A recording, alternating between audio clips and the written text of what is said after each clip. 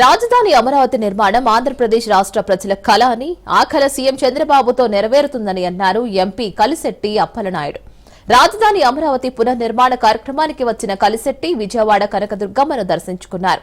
అనంతరం ఆయన సైకిల్పై రాజధాని అమరావతి వరకు వెళ్లి అమరావతి పునర్నిర్మాణ పనుల శంకుస్థాపన కార్యక్రమంలో పాల్గొన్నారు.